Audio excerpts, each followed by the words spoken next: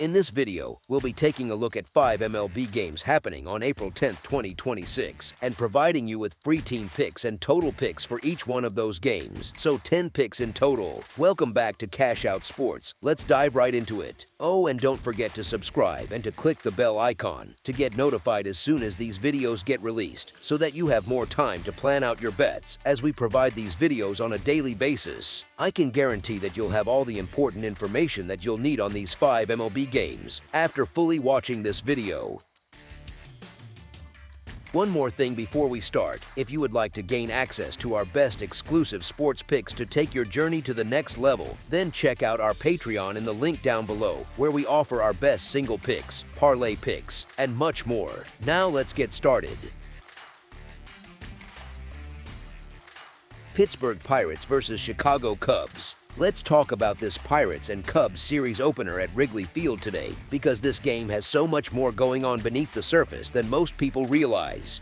You've got a Pittsburgh team that honestly has no business being this good this early, and a Chicago squad that, on paper, should be running away with this division but instead finds itself sitting in last place in the National League Central. The Pirates are 7-5. The Cubs are 6-6. And if you told anyone that before the season started, they would have laughed you out of the room. Here's the thing, Pittsburgh went 71-91 last year, dead last in the National League Central for the second straight season. Nobody was picking them to do anything in 2026. But something has shifted with this group. They're 7-3 over their last 10 games, and it's not like they've been beating up on cupcakes either. They took series from Cincinnati, swept Baltimore, and pushed the Mets. Meanwhile, the Cubs won 92 games last season, went out and signed Alex Bregman to a 5-year deal worth $175 million, traded for Edward Cabrera from Miami, and came into this year expecting to own the National League Central. Instead, they've been treading water, losing 6 of their first 10 before rattling off a couple of wins against Tampa Bay to get back to .500. Now, on the mound, the Cubs are sending out Shota Imanaga, who everybody still treats like he's this untouchable ace. And look, his stuff is real, nobody's denying that. But if you actually peel back the layers on what Imanaga has done over the past couple of seasons, the warning signs have been flashing for a while. His ground ball rate has been sitting in the low 30s for a while now, and this year it's plummeted to just 22%. And that means hitters are getting the ball in the air against him constantly. He's been surviving on an abnormally high strand rate and one of the lowest batting averages on balls in play in baseball, which is a fancy way of saying he's been getting lucky. His FIP has consistently run nearly a full point higher than his earned run average, and now, sitting at 0-1 with a 4.5 earned run average through 2 starts, it feels like the correction is finally catching up to him. His team is 0-2 this season when he starts as the moneyline favorite. That's a trend worth paying attention to. On the other side, you've got Carmen Mlodzinski for Pittsburgh, and this kid has been a revelation. In 2 starts this season, he's racked up 13 strikeouts in just 9 innings, good for a K/9 rate of 13. The Pirates have covered the spread in both of his starts. He's not a household name, not yet, but the stuff is playing up, and he's got a lineup behind him that can do serious damage. Ryan O'Hearn is hitting .350 with a .449 on base percentage and a .625 slugging percentage, all of which lead the Pirates. Among all qualified hitters in the majors, he ranks 9th in batting average, 10th in OBP, and 12th in slugging. O'Neal Cruz is slugging .583. Brandon Lowe already has 3 home runs. This isn't some scrappy small ball team hanging around. This is a lineup with real thump. And then there's the injury factor in Chicago, which honestly cannot be overstated. The Cubs just lost Cade Horton to season-ending elbow surgery. Matthew Boyd, their opening day starter, is on the injured list with a bicep strain. Justin Steele is on the 60-day injured list recovering from UCL revision surgery and won't be back until late May at the earliest. Jordan Wicks, Porter Hodge, Tyler Austin, Shelby Miller, all on the injured list. The one bright spot is that Seiya Suzuki is expected to be activated today after rehabbing a knee sprain, and that's a real boost. But one returning bat doesn't erase the kind of pitching depth Chicago has hemorrhaged over the past 2 weeks. Pittsburgh, by comparison, is mostly healthy, with only Jared Triolo on the 10-day injured list with a knee issue. The momentum is real. The roster health disparity is real. The value at plus money for a team playing this well, going against a pitcher whose underlying numbers suggest he's been living on borrowed time, is too compelling to pass up. As our first pick for this matchup, the Pittsburgh Pirates money line is our full game side pick. Both of these offenses rank inside the top 10 in the majors in home runs through the early portion of the season, and that's a huge piece of the puzzle when you're trying to figure out how many runs are crossing the plate today. The Pirates have pop up and down the lineup, with O'Hearn, Cruz, and Lowe all capable of putting one over the fence on any given swing. Chicago's bats haven't been as consistent, but getting Suzuki back in the lineup adds a dangerous right-handed presence that was sorely missed, and guys like Nico Horner and Ian Happ have been producing steadily. Bregman's been off to a slow start, but he's the kind of hitter who can get hot in one at-bat and suddenly change the complexion of an entire game. From the pitching side, neither starter inspires a ton of confidence that this stays low scoring. Imanaga's 4.50 earned run average and declining ground ball rate suggest he's vulnerable to the long ball, which is exactly what Pittsburgh's lineup specializes in. Lodzinski has been electric with the strikeouts, but his 4 earned run average tells you he's giving up his share of runs too, and facing a Cubs lineup that's about to get a key piece back isn't exactly a soft landing spot. The bullpens on both sides have been worked pretty hard already this season, and Chicago's relief corps in particular has been stretched thin by all the rotation injuries forcing early hooks on starters. Here's something else people overlook. It's mid-April at Wrigley Field.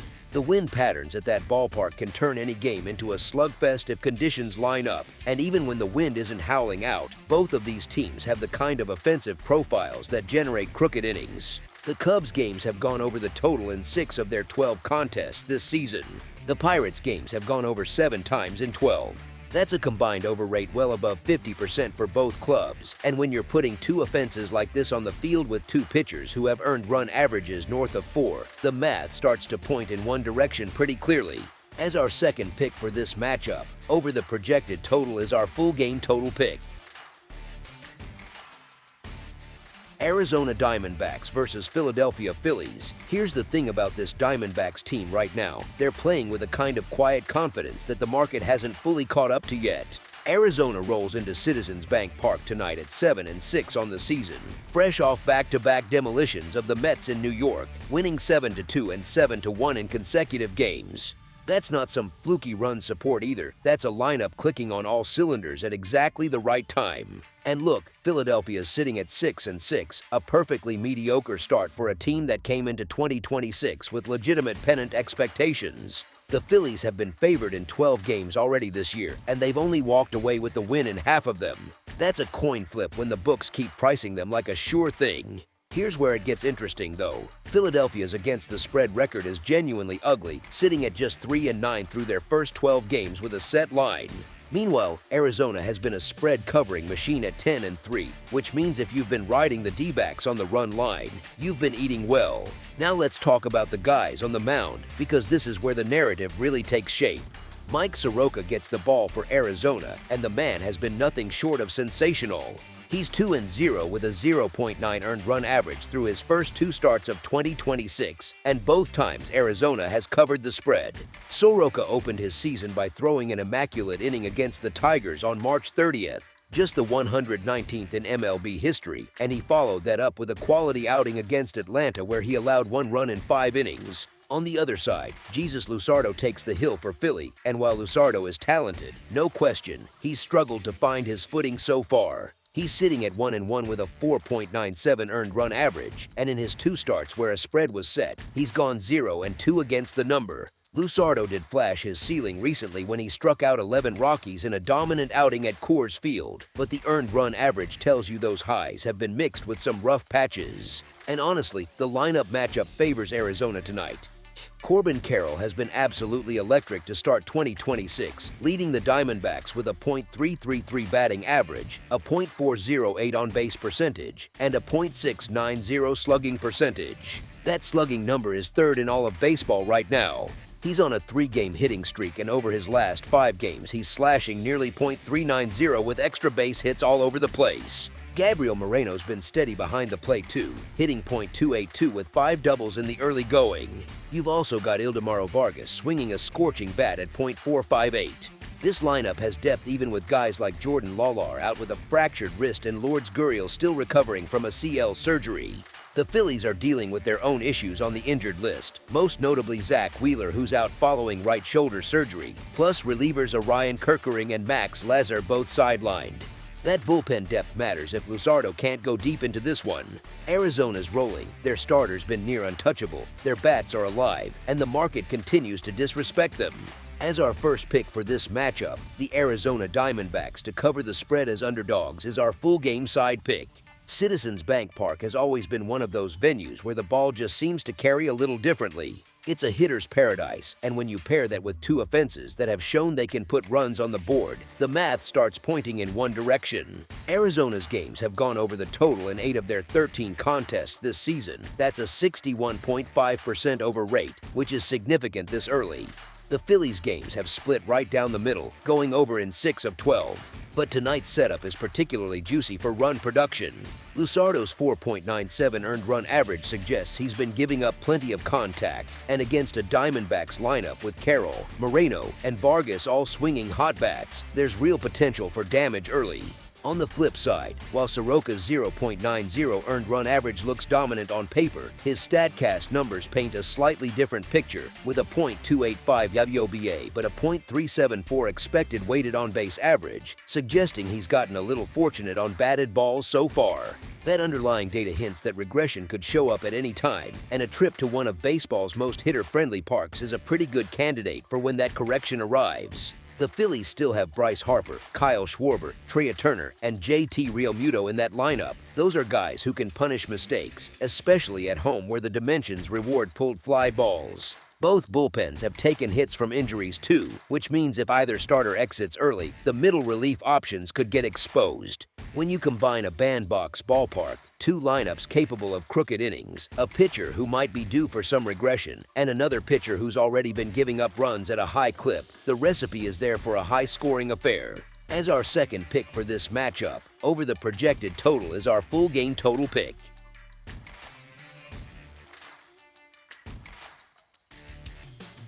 New York Yankees versus Tampa Bay Rays. The New York Yankees roll into St. Petersburg tonight sitting at 8-4 on the season, and if you've watched this team through the first couple weeks, you know they've been grinding out wins despite a rotation that's held together with duct tape and prayer. Garrett Cole is on the injured list recovering from Tommy John surgery. Carlos Rodon is on the injured list working back from elbow surgery. Clark Schmidt is parked on the 60-day injured list. Anthony Volpe, their starting shortstop, is shelved with a shoulder surgery recovery on the 10-day injured list. And yet, here they are, one of the best records in baseball. And that tells you something about the depth of this roster and the way this lineup can carry a team even when the pitching staff is running on fumes. Now tonight's starter for the Yankees is Luis Gil, and this is a fascinating situation. Gil won the American League Rookie of the Year award in 2024 after going 15-7 with a 3.5 earned run average and piling up 171 strikeouts in just over 151 innings. That was the kind of debut that makes you circle a guy's name in permanent marker. But 2025 was a completely different story. A lat strain wiped out the first 4 months of his season, and when he came back, the surface numbers looked fine. A 3.32 earned run average in 11 starts, but underneath it the red flags were everywhere. His fastball velocity dropped about 1.5 miles per hour. His strikeout rate cratered. His walk rate ballooned to one of the worst marks among qualifying starters. He was essentially surviving on guile and good luck rather than the electric stuff that made him special. So the Yankees sent him to AAA Scranton to start this season, wanting him to build up in a normal routine before slotting him back into the rotation. Tonight is his first big league start of 2026, and that's the kind of variable that can go either way in a really dramatic fashion. On the other side, Tampa Bay sends Steven Matz to the mound. Matz is 2-0 with a 4.09 earned run average through his first 2 starts of the year. He signed with the Rays this offseason after getting traded from the Cardinals to the Red Sox last July, so he's in a completely new environment. His first outing against St. Louis was shaky, 5 innings and 4 earned runs, but the Rays bailed him out with an 11-run outburst. Then he turned around and threw 6 innings of 1-run ball against Minnesota in the snow, striking out 8. Here's the thing though, Matz is a 34-year-old lefty whose projection systems aren't exactly in love with him. Razzball has him ranked as the 117th starting pitcher in fantasy, and his career has been defined by inconsistency. One start he looks like a legit mid-rotation arm, the next start he gets smacked around. And this is where context matters more than just the names on the lineup card. The Yankees are 8-4 for a reason. Even without Cole, Rodon, Schmidt, and Volpe, they've got Aaron Judge anchoring the middle of the order, Giancarlo Stanton providing that terrifying power from the right side, Cody Bellinger adding another layer of depth, and Trent Grisham contributing in ways that don't always show up in a box score.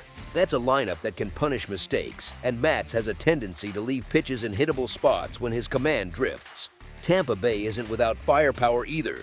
Junior Caminero was a revelation in 2025, smashing 45 home runs with 110 RBI in 154 games, and guys like Yandy Diaz and Jonathan Aranda are capable of stringing together quality at-bats. But the Rays are sitting at 5-7 and dealing with their own injury headaches. Gavin Lux is on the 10-day injured list with a shoulder impingement. Their bullpen has been gutted, with Steven Wilson and Manuel Rodriguez both on the 60-day injured list, Garrett Cleavinger on the 15-day injured list with a calf issue, and Edwin Uceda also shelved with a shoulder problem. When you stack the two rosters up side by side, even accounting for Gill's uncertainty, the Yankees simply have more ways to beat you. Gill's ceiling is electric, and the Yankee bats should provide enough cushion to absorb whatever growing pains come with his first start back. As our first pick for this matchup, the New York Yankees money line is our full game side pick. Tropicana Field just reopened after more than 560 days of repairs following Hurricane Milton tearing the roof off in October 2024. They replaced the entire roof, installed brand new turf, and remediated water damage throughout the building. The dimensions stayed the same, and that's actually the key detail here. Historically, the Trop has been one of the most pitcher-friendly venues in all of baseball, with a park factor around 89, meaning it produces roughly 11% fewer runs and home runs than the average MLB stadium. It's the only fully enclosed dome left in the big leagues, so there's no wind, no humidity swings, no weather variables to inflate scoring. That wide foul territory eats up would-be hits, and the quirky catwalk system above the playing field has a way of turning fly balls into outs or awkward plays that kill rallies. And then you factor in the pitching matchup itself. Luis Gil is on a short leash tonight, there's no question about it. The Yankees carefully managed his workload all spring, and manager Aaron Boone isn't going to let him go deep into this game on his first time back. That means the Yankee bullpen, which has been relatively fresh and effective, steps in early. On the Tampa side, Matt showed in his last outing that he can keep the ball down and generate ground balls when he's locked in, and pitching inside this dome should only help him. Both teams have reason to play conservatively tonight. Gill's debut creates an inherent cap on how many innings the Yankees starter can realistically eat. Matz isn't the kind of pitcher who's going to overpower anybody, but he can limit damage in a park that already suppresses offense. The Rays' depleted bullpen actually works in favor of a lower-scoring game too, because Tampa's staff will be hyper-aware of managing arms and keeping things tight rather than letting the game get away from them in the middle innings. You combine a historically stingy ballpark with two starters who both have reasons to be economical. Add in the fact that this is a brand new Tropicana Field that nobody has fully figured out yet, and the scoring environment just doesn't look friendly tonight. As our second pick for this matchup, under the projected total is our full game total pick.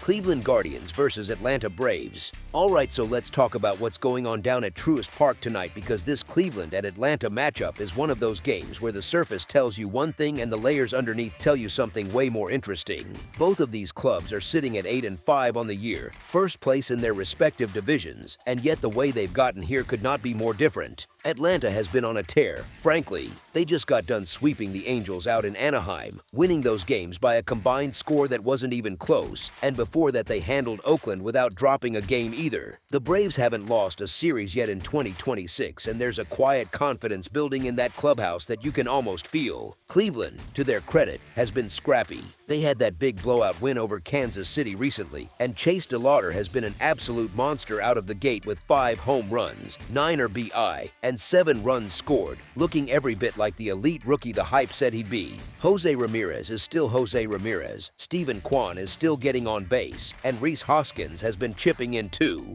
But here's where it gets really interesting.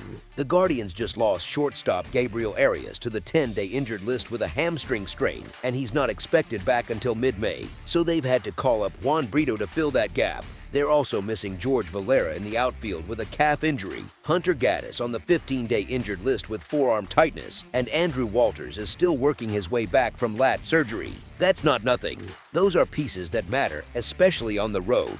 And speaking of the road, Cleveland is 4-3 away from home this year, while Atlanta is sitting at 4-2 at Truist Park, a place where they've looked genuinely comfortable from the jump. Now let's talk about the real story of this game, which is what's happening on the mound. Bryce Elder gets the ball for Atlanta, and this man has been, frankly, unreal. Through 2 starts in 2026, he's carrying a 0 earned run average. 13 strikeouts across 13 innings with a 0.85 WHIP. You read that and you think it can't possibly be sustainable, and honestly, you're probably right over a full season, but the process behind it is legit. His StatCast numbers show a .245 WOBA against and a .275 expected WOBA, which tells you he hasn't just been lucky, he's been genuinely difficult to square up. Elder's always been a ground ball artist who lives and dies with his sinker and slider, and right now both of those pitches are dancing. After a rough 2024 where he spent most of the year in AAA and a 2025 where he posted a 5.30 earned run average across 28 starts, this feels like a guy who finally put it all together over those final 7 starts last year when he had a 2.82 earned run average down the stretch and just carried it into the season. On the other side, Slade Cecconi toes the rubber for Cleveland, and the numbers are not kind. He's sitting at 0-1 with a 5.23 earned run average through his early work, and his StatCast profile is a bit alarming, showing a .455 WOBA and a .415 expected WOBA against. Those are the kind of numbers that tell you hitters are making really solid contact, and it's not just bad luck. Cecconi had a decent 2025 for the Guardians after coming over from Arizona in the Josh Naylor trade, posting a 4.30 earned run average and 1.19 WHIP across 132 innings, but he was always more of a command over stuff guy, and right now the command hasn't been there. You factor in that Atlanta is ranked 5th in all of baseball in runs scored this season with 66, and you start to see a picture forming. Elder at home, dealing the way he's dealing, against a Cleveland lineup that's missing some key pieces and sending out a pitcher who hasn't found his footing yet. Even Atlanta's injury list, which is genuinely long, with Spencer Strider on the 15-day injured list with an oblique issue, Sean Murphy still out after hip surgery, Spencer Schwellenbach on the 60-day injured list, and several bullpen arms shelved. Even with all of that, this team keeps winning. That tells you something about the depth and the mentality in that dugout. ESPN Analytics has the Braves at a 62.2% win probability tonight, and honestly that might even be conservative given the pitching mismatch. As our first pick for this matchup, the Atlanta Braves money line is our full game side pick. Now when you look at how many runs are likely to cross the plate tonight, there's a compelling case that this one stays relatively quiet. You've got 2 right-handed pitchers on the mound, and one of them literally has not allowed an earned run this season. Bryce Elder's ground ball tendencies naturally suppress hard contact and limit the kind of damage that leads to crooked numbers. When a guy is throwing sinkers and sliders that are generating weak contact and keeping the ball on the ground, you don't typically see 5 and 6 run innings. His 0.85 WHIP means runners just aren't getting on base against him right now. On the Cleveland side, Cecconi's 2026 numbers look rough, but here's the thing, his career profile is actually that of a pitcher who limits walks and keeps himself in games. His walk rate last season sat in the 85th percentile of all MLB pitchers. When he's around the zone and not getting crushed, he has the ability to keep things manageable. Even in a less than ideal outing, a guy like Cecconi isn't going to just hand out free passes and blow the game wide open in the 2nd inning. Cleveland's offense has also been surprisingly modest on the road, ranking just 15th in total runs scored across the league. Without Arias in the lineup and Valera sidelined, that's 2 bats removed from a lineup that wasn't exactly lighting it up away from home to begin with. DeLauder is dangerous, Ramirez is always a threat, but the supporting cast around them has some real holes right now. Atlanta's lineup is potent, no question, but Truist Park isn't exactly a launching pad, and evening games in April in Atlanta don't typically produce the kind of conditions that inflate scoring. The ball doesn't carry the way it does in July and August. You combine a dominant home starter, a road team missing offensive pieces, 2 pitchers who lean toward contact management over pure power, and an April evening in the Southeast, and this game has the feel of something that stays in the range of a 4-2, maybe 5-3 type of final. As our second pick for this matchup, under the projected total is our full game total pick.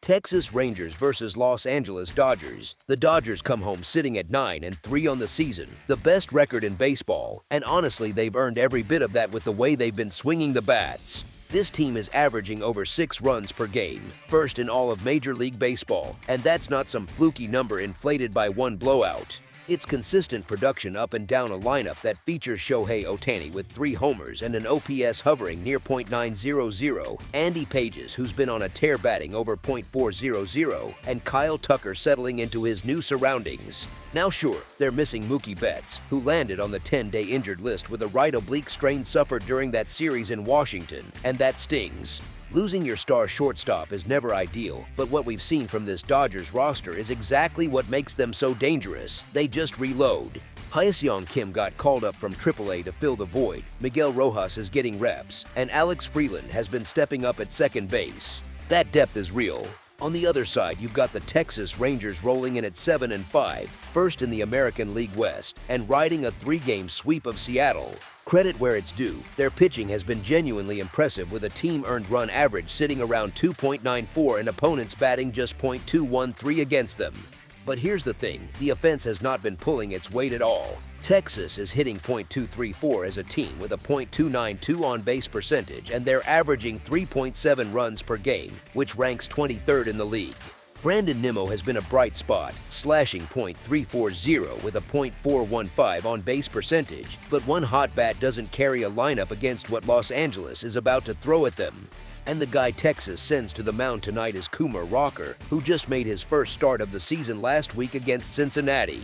Rocker went 5 innings, gave up 6 hits and 2 earned runs with only 3 strikeouts. That was one start. His 2025 season was rough, posting a 5.74 earned run average across 64 innings with a negative WAR before getting sent down to the minors. He didn't even crack the rotation to start this year. He was stuck in the bullpen while the team sorted out some scheduling chaos after Jacob deGrom got scratched from his second start with a back issue. Rocker has never faced a single member of this Dodgers lineup in his career. Meanwhile, Tyler Glasnow takes the ball for Los Angeles, and the contrast here is pretty stark. Glasnow has thrown 12 innings over 2 starts this season with a 3 earned run average and a ridiculous 15-3 strikeout-to-walk ratio.